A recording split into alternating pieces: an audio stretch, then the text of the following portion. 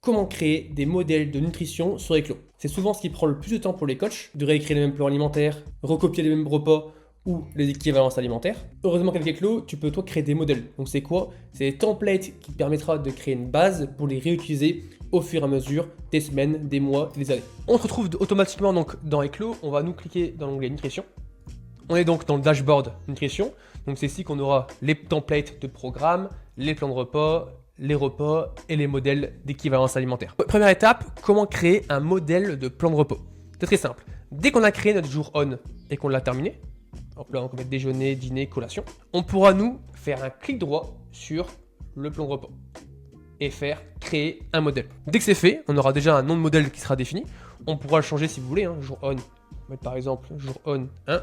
Et on va directement appuyer sur créer un modèle. Hop là, c'est fait. Le modèle a bien été créé, on voit bien en bas à droite. Donc comment faire pour le réutiliser dans les prochains jours, dans les prochaines semaines? On va nous juste appuyer sur le petit plus en haut à gauche et on va faire nouveau plan de repas, utiliser un modèle. Et là, on pourra utiliser le modèle jour on qu'on vient de créer il y a 10 secondes. Et donc ça veut dire quoi? On aura la même base de plan de repas qui sera dupliquée. Et donc ça évite de perdre du temps à recommencer à recréer ces aliments. Maintenant donc, passons à l'étape numéro 2. La création de modèles de repas. Elle est super simple. Imaginons qu'on a fait du coup notre programme alimentaire et on a le petit déjeuner type. On va faire juste clic droit, pareil, et on va faire créer un modèle. Dès que c'est fait, pareil, il y aura un nom qui sera proposé et on va juste faire créer le modèle.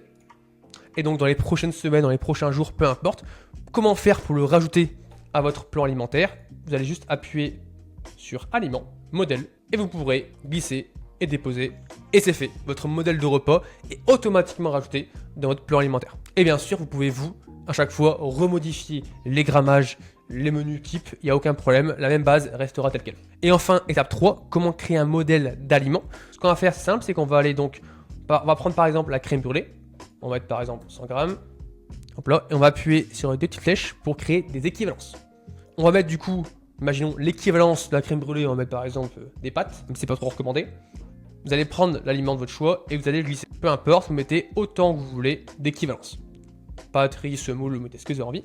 Et dès que c'est fait, donc là on aura les équivalences. Le but comme des équivalences, c'est de garder, on va dire, des bases de glucides, de lipides et de protéines. Donc ce que vous allez faire, vous allez juste faire clic droit sur aliment et faire créer un modèle d'aliment. Donc là vous mettez par exemple, on va mettre crème brûlée, comme ça peut être également glucides, lipides, vous mettez ce que vous voulez. Ensuite, on va créer le modèle. Et dès que c'est fait, vous voyez bien que dans modèle de repas, en dessous, il y a écrit modèle d'aliment. Et vous pouvez à chaque fois le glisser et le déposer. Et l'aliment gardera à chaque fois ses équivalences alimentaires, que vous pourrez bien sûr à chaque fois les modifier. Dès que les modèles de plan de repas et d'aliments ont été créés, on peut revenir donc dans l'onglet nutrition et cliquer dans les plans de repas pour revisionner ce qu'il y a dedans. Donc par exemple, dans le modèle de repas, on a tel aliment, et dans le modèle d'équivalence alimentaire, on a tel aliment. Ça vous permettra à vous de voir quel type de modèle vous avez créé en amont. Et voilà, tu sais donc maintenant créer des modèles de nutrition, que ce soit les plans de repas ou les équivalences alimentaires. Et avec ce modèle-là, tu vas gagner un temps fou dans les prochaines semaines, dans les prochains mois, à créer des programmes alimentaires pour tes clients. Et si tu veux encore mieux comprendre l'application, je te conseille de regarder la prochaine vidéo.